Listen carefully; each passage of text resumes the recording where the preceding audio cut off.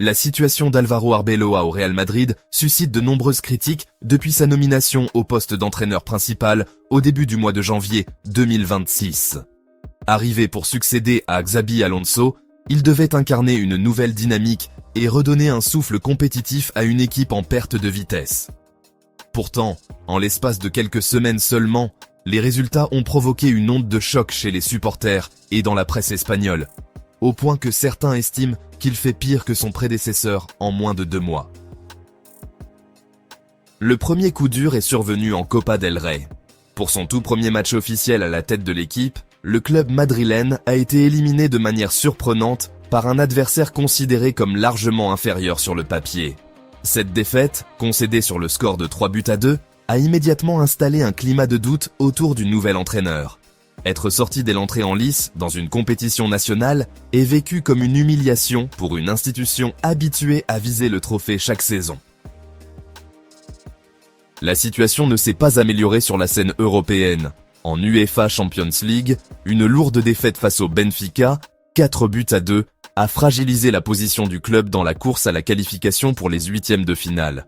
Ce revers a ravivé les critiques sur l'organisation défensive et les choix tactiques. Plusieurs observateurs ont souligné un manque de structure claire et d'automatisme, laissant penser que le groupe n'a pas encore assimilé les principes de jeu de son nouveau coach, même si pendant les matchs de barrage, il a pu se rattraper en battant Benfica en aller et en retour pour qualifier le Real Madrid pour les 8e de finale. En championnat, la pression reste tout aussi forte. En Liga, cette défaite 0-1 contre Getafe a encore accentué le retard sur le leader. Chaque point perdu pèse lourd dans une compétition aussi serrée et les supporters supportent difficilement l'idée de voir leur équipe distancée. Arbeloa a d'ailleurs assumé publiquement la responsabilité de ses contre-performances, déclarant que si quelqu'un devait être tenu pour responsable, c'était lui. À ces difficultés sportives s'ajoutent des circonstances atténuantes. L'équipe a dû composer avec plusieurs absences importantes, notamment celle de Kylian Mbappé et de Jude Bellingham lors de certaines rencontres décisives. L'enchaînement des matchs, entre championnat et compétition européenne, complique également la mise en place d'un travail tactique approfondi. Malgré cela, l'exigence du club ne laisse guère de place à la patience.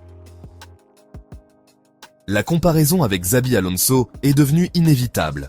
Même si ce dernier avait connu des périodes plus complexes, son bilan global apparaissait plus stable sur la durée. En revanche, le début d'Arbeloa est marqué par des éliminations précoces et des défaites marquantes qui ont rapidement érodé la confiance. Toutefois, il convient de rappeler qu'il ne dispose encore que d'un temps limité pour imprimer sa marque.